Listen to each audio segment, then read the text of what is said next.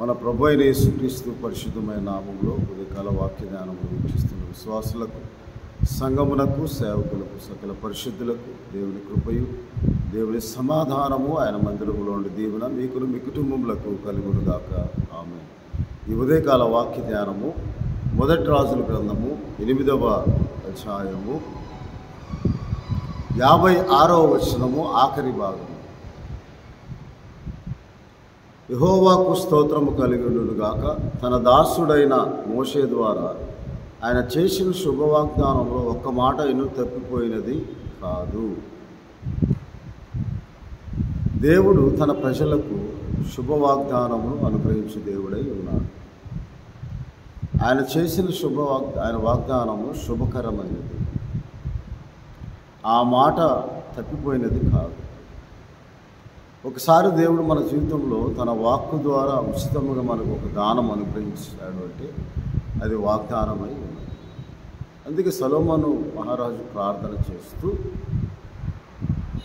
ఇలాగూ మొదటి రాజుల గ్రంథములో ప్రార్థనాపూర్వకంగా యెహోవా బలిపీఠం ఎదుట నిలువబడి 8వ అధ్యాయము 22-23 వచనాల్లో యెహోవా ఆకాశం తట్టి చేతులెత్తి ఇలా ప్రార్థన చేస్తే, యెహోవా ఇశ్రాయేలు దేవా, పైనున్న ఆకాశం అందైనను కింద ఉన్న భూమి అందైనా నీ వంటి దేవుడు ఒకడు లేడు. పూర్ణ మనసుతో నీ దృష్టికి అనుకూలముగా నడుచు నీ దాసుల విషయమై నీవు నిబంధనను నెరవేర్చుచు కనికరము చూపుచూ ఉండువాడు. ఆయన శుభవాగ్దానం మనకు అనుగ్రహించాడంటే ఆ తప్పిపోకుండా ఆ వాగ్దానం మన జీవితంలో నెరవేర్చబడుతూ ఉందంటే ఆయన నిబంధనలు నెరవేర్చేవాడు. పూర్ణ మనసుతో దేవుని దృష్టికి అనుకూలంగా నడిచే వారికి ఆయన తన నిబంధనలు అనగా దేవుని వాక్యము ప్రమాణముగా మారి ప్రమాణము వాగ్దానముగా నెరవేర్చి వాగ్దానము నిబంధనగా స్థిరపరుస్తాడు దేవుడు. ఆ నిబంధన స్థిరపరిచే విషయంలో కనికరము చూపు దేవుడై ఉన్నాడు. నెరవేర్చే విషయంలో కనికరము చూపు ఉన్నాడు. నీ దాసుడైన నా తండ్రి దావీదులకు నీవు చేసిన వాగ్దానమును స్థిరపరిచి నీవిచ్చిన మాటను నేడు నెరవేర్చి ఉన్నావు అంటున్నాడు. అందువల్ల ఆయన మాట నెరవేర్చు దేవుడు, మాట తప్పని దేవుడు. మనం ఆయనకు ప్రార్థించినప్పుడు ఆయన చిత్తమును ఎరిగి ఆయనకు మనము ఆయన చిత్తము మన జీవితంలో నెరవేర్చబడినట్లుగా ఆయన చిత్తమే మన ఇష్టముగా మనము ప్రార్థన చేసినప్పుడు దేవుడు మనకు దాచించిన సిద్ధపరిచిన మేలును ఆయన మాటను చేసిన వాగ్దానము నెరవేర్చు దేవుడని, కనికరము చూపు దేవుడని. ఆ కనికరం ఎలాగుంటుందంటే దేవుని కనికరము మనం కరుణకు కృపకు పాత్రలుగా ఎంచబడినప్పుడు మొదటి రాజుల గ్రంథము 8వ అధ్యాయంలో ఇలాగూ ఇందాక మనం చదువుకున్న 56వ వచనంలో 57వ వచనం, కాబట్టి మన దేవుడైన యెహోవా మనలను వదలక విడువక ఆయన వాగ్దానం నెరవేర్చే వరకు, కృపచూపు వరకు, స్థిరపరచే వరకు మనము ఆయన వదలక విడువక ప్రార్థన చేసినప్పుడు ఆయన కనికరము చూపుటి యందు మన ఎడల జాలిపడి దయచూపి మనము ఆయన కరుణించే వరకు ప్రార్థించినప్పుడు, కృపచూపు వరకు ప్రార్థించినప్పుడు, ఎడతెగక ప్రార్థన చేసినప్పుడు ఆయన శుభవాగ్దానము జ్ఞాపకం చేసుకొని మన పితరుల ప్రార్థన, మన తల్లిదండ్రుల ప్రార్థనలు కూడా మనకు దీవెనకరంగా ఉంటాయి. దేవుడు మన దావీదుతో చేసిన వాగ్దానము సొలొమోను జీవితం ద్వారా నెరవేరుస్తూ ఉన్నాడని సొలొమోను గ్రహించి దేవునికి స్తోత్రం చెల్లిస్తూ ఉన్నాడు. అందువల్ల ఆయన చేసిన శుభవాగ్దానంలో ఏది తప్పిపోయినది కాదు అని ఆ వాగ్దానమును మనము పొందుకోవడానికి శుభకరమైన నిరీక్షణ కలిగి ఉండాలి. అంటే నిరీక్షణ దేవుడు తప్పక మనకు చేస్తాడు అని ఒక నిరీక్షణ మనం కలిగి ఉన్నప్పుడు దేవుడి కార్యము అద్భుతకరముగా ఆశ్చర్యకరం. అది ఆ వాగ్దానములన్నీ మనల్ని వదలక విడువక మనకు తోడుగా, మన పితరులకు తోడుగా ఉన్నట్టు మనకు తోడుగా ఉండి మన హృదయంలో ఆయన తన తట్టు తిప్పుకుంటాడు. అంటే ఆయన వైపు తిరిగి ప్రార్థించినట్లుగా, ఆయన నామమును మాత్రమే ఆశ్రయించినట్లుగా మనం ప్రార్థించినప్పుడు ఆయనే మన హృదయంలోను, అంటే యెహోవాను ఎరుగు హృదయాన్ని దేవుడే మనకిస్తాడు. ఆయన ఎడల భయభక్తులు కలిగించి హృదయాన్ని కూడా ఆయన మనకిస్తాడు. అలాగే కృతజ్ఞతాబుద్ధిని కూడా ఆయన మనకిస్తాడు. కాబట్టి ఆయన శుభకరమైన వాగ్దానములు ఏ మాట తప్పిపోదు అని చెప్పి ఆ తర్వాత 61వ వచనంలో ఆయన నియమించిన కట్టడలు అనుసరించి నడుచుకుంటూ ఈ దినమందు ఆయన చేసిన నిర్ణయములు మన జీవితంలో ఆయనే తాను చేసిన నిర్ణయమే అది వాగ్దానం. ఆయన నిర్ణయములను గైకొనుట చేసుకున్నటకు మీ హృదయము మీ దేవుడైన యెహోవా విషయమై ఎల్లప్పుడూ సర్వసిద్ధముగా ఉండినప్పుడు అప్పుడు లోకమందున చెవులందరూ యెహోవా దేవుడని, ఆయన తప్ప మరి ఏ దేవుడు లేడని తెలుసుకుంటారు అని దేవుడి వాక్యంలో రాయబడింది. కాబట్టి ఈరోజు విశ్వాసం ఉంచిన మన జీవితంలో కూడా ఆయన వాగ్దానము నెరవేర్చు దేవుడు. ఏదో ఒక రోజున ఆ వాగ్దానం దేవుడు మన జీవితంలో శుభకరమైన వాగ్దానముగా, శుభవచనముగా, ఆయన సెలవిచ్చిన మాట శుభవచనముగా, శుభకరమైన వాగ్దానంగా నెరవేర్చబడినప్పుడు ఆయన మాట తప్పని దేవుడిని మనం గ్రహించి దేవుని కృతజ్ఞతాస్తుతులు చెల్లించాలని దేవుని వాక్యంలో రాయబడి మన ప్రార్థన ఆలకిస్తాడు దేవుడు. సంఘము ద్వారా వ్యక్తిగతంగా మనం చేయి విన్నపము విజ్ఞాపన మొరలు దేవుడు తప్పక మనం వదలక విడక ప్రార్థన చేసినప్పుడు ఆయన మనలను వదలక విడవక కనికరము చూపుటయందు, మాట నెరవేర్చుటయందు, వాగ్దానం నెరవేర్చుటయందు, నిబంధన నెరవేర్చుటయందు, నీ ప్రార్థన సఫలపరచుటయందు ఆయన ఆసక్తి కలిగి నీ వైపు తిరిగి నీ యందు ఆనందించి నీకు మేలు చేయుటకు ఆయన ఎల్లప్పుడూ సిద్ధముగా ఉంటాడు. దాని విషయమే మనము మన దేవుడైన యెహోవా వైపు తిరిగి ఆయన చేసిన నిర్ణయములను నిశ్చయముగా మన జీవితంలో జరుగుతాయని, అది యేసుక్రీస్తు ప్రభువునందు నిశ్చయములై ఉన్నవని 2 కొరింథీ 1:19-20 ఆయన అవునను వాడు కాదని వాడే లేడు. కాబట్టి అవును నిశ్చయంగా నా జీవితం జరుగుతుందనే శుభకరమైన నిరీక్షణ మనం కలిగి ఉన్నప్పుడు కీర్తన గ్రంథంలో ఒక చక్కని మాట 86వ అధ్యాయంలో దేవుని వాక్యంలో ఇలాగ రాయబడింది. ఆయన తన భక్తులతో ఆయన శుభవచనం సెలవిస్తాడంటే ఎప్పుడు ఆయన మనకు శుభకరమైన శుభవచనమును సెలవిస్తాడని 85వ అధ్యాయం 8వ వచనంలో ఎప్పుడైతే మనం దేవుని మాటను చెవులు పెట్టి యెహోవా మాటను చెవులు పెట్టి మనము ఆయన సెలవిచ్చి మాటను చెవులు పెట్టినప్పుడు 8వ వచనం 85వ అధ్యాయంలో ఆయన తన భక్తులతోనూ తన ప్రజలతోనూ శుభవచనం సెలవిచ్చును అని దేవుని వాక్యంలో 12వ వచనంలో యెహోవా ఉత్తమమైన దానిని మనకు అనుగ్రహిస్తాడు. ఎప్పుడైతే మనం దేవుని వాక్యమును ఆధారం చేసుకొని దేవుని నామమును ఆశ్రయించి మనం ప్రార్థన చేస్తాము, ఆయన చేసిన వాగ్దానములో ఏ మాటయు తప్పిపోయినది కాదు. ఆయన ఇచ్చిన మాటన వాటి కాలంలో మనకు తగిన కాలంలో అవి నెరవేర్చబడతాయి. ఆయన మాట ఎన్నడూ నిరర్థకము కానేరుదని మనం గ్రహించి మొట్టమొదటిగా ఆయన కార్యసిద్ధి కలుగు చేయకుండా మనం కృతజ్ఞతాస్తుతులు చెల్లించాలని దేవుని వాక్యంలో రాయబడి. కాబట్టి సొలొమోను మహారాజు కూడా అలాగే ప్రార్థన చేస్తూ ఉంటాడు. అయ్యా నీవు నా తండ్రి అయిన దావీదుకి సెలవిచ్చిన మాట ఒక్క మాట కూడా తప్పిపోలేదు. అందుకే 89వ కీర్తనలో యెహోవా దేవుడు దావీదుతో చేసిన నిబంధనను సత్య ప్రమాణము చేసి ఉన్నాడని, ఆ నిబంధనను దేవుడు చూడండి 34వ వచనం 89వ వచనం, నా నిబంధన నేను రద్దుపరచను, నా పెదవుల గుండా బయలు వెళ్ళిన మాటను నేను మార్చను అని దేవుని వాక్యంలో రాయబడి ఉన్నది. కాబట్టి నా కృపను అతనికి బొత్తిగా అడము చేయనని కూడా దేవుని వాక్యంలో రాయబడి ఉన్నది. అందువల్ల దేవుడు ఒకసారి మనకు సెలవిచ్చిన మాట, ఆయన చేసిన ప్రమాణం నెరవేర్చు దేవుడై ఉన్నాడు. అందువల్ల మనం ప్రతినిత్యము దేవుని సన్నిధిలో దేవుని కృతజ్ఞతాస్తుతులు చెల్లింపబద్ధులమై ఉన్నాం. శుభవచనం సెలవిస్తాడు. అందుకే మరియ కూడా గబ్రియేలు దూత ప్రత్యక్షమైనప్పుడు శుభవచనం ఏమిటో అంటాడు. దేవుడు ఎప్పుడు తన నామందు విశ్వాసం ఉంచిన వారికి ఆయన అనుగ్రహించేది శుభవచనం.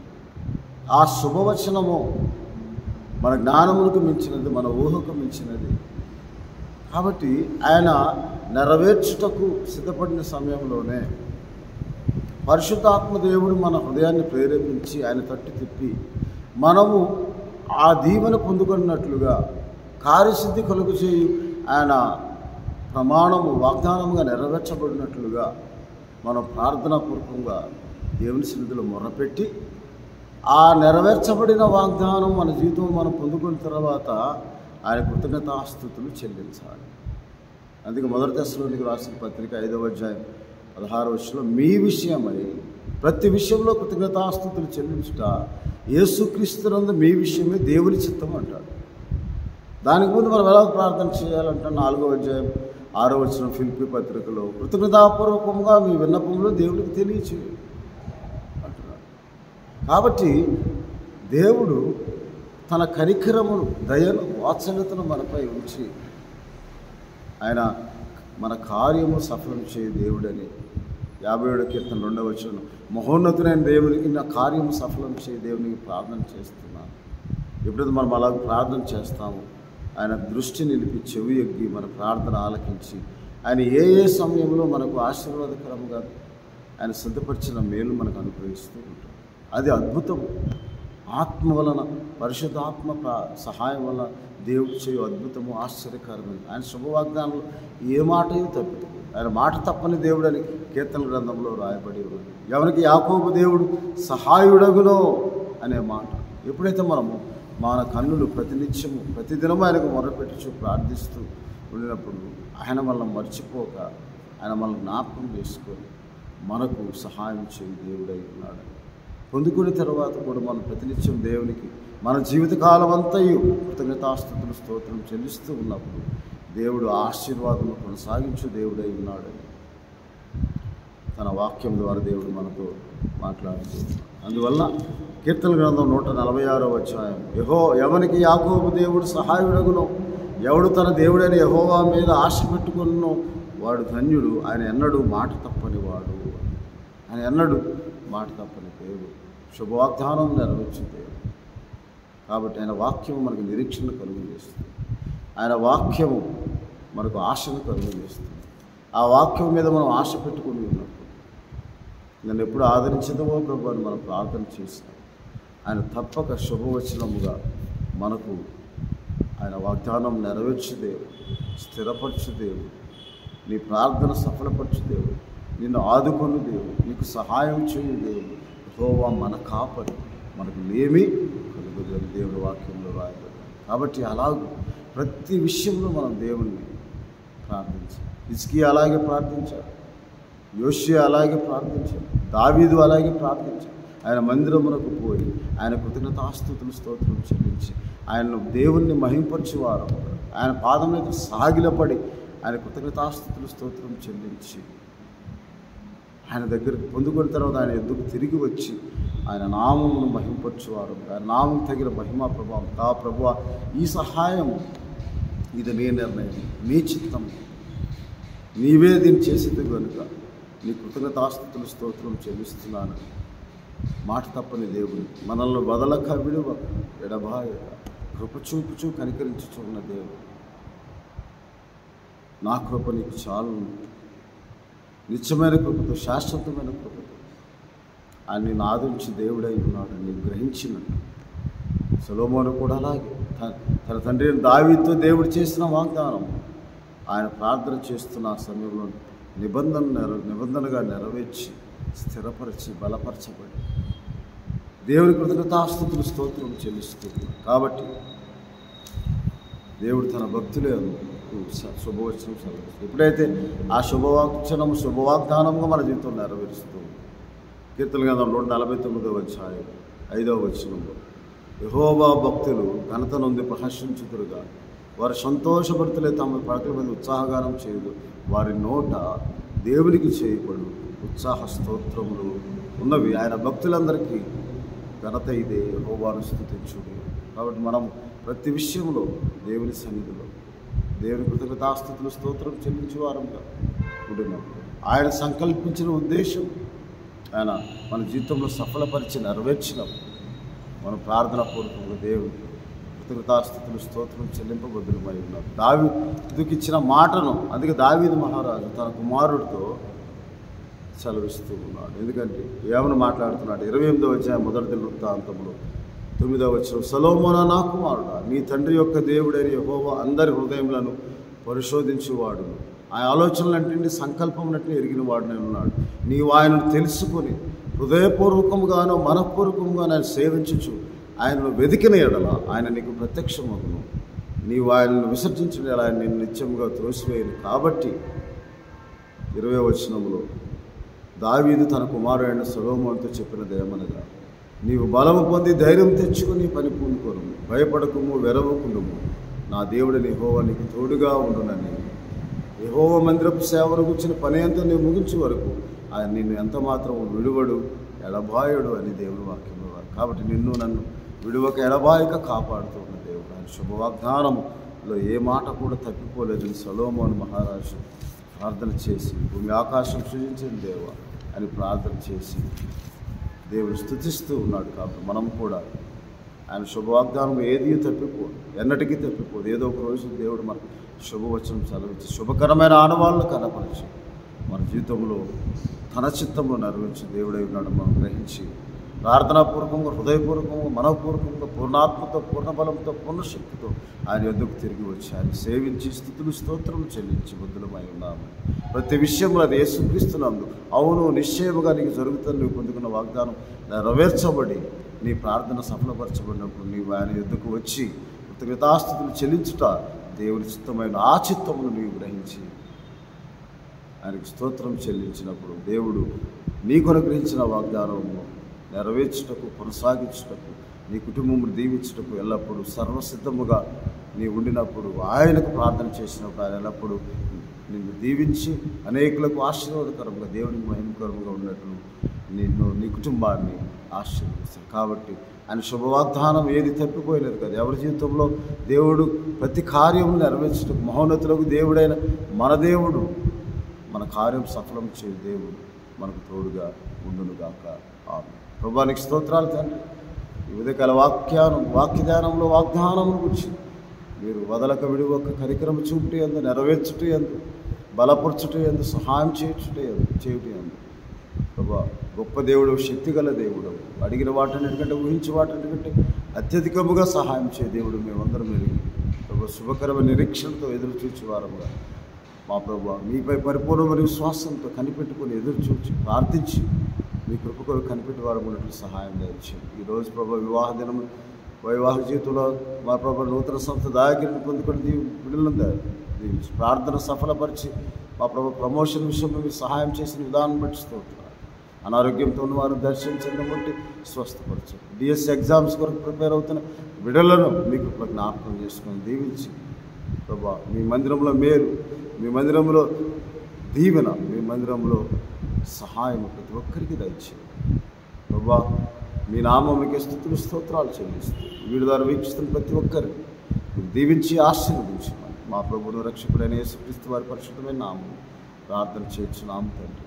ఆమేన్. తండ్రి అయిన దేవుని ప్రేమ, ప్రభువును రక్షకుడైన యేసుక్రీస్తు వారి కృప, పరిశుద్ధాత్మని చాదన, ఆయన మందిరంలో దీవెన, ఆశీర్వాదం మీకు మీ కుటుంబములకు దేవుడు కలుగు చేసి మిమ్మలను ఆశీర్వదించి ఆయన వాగ్దానము నెరవేర్చి స్థిరపరచును గాక.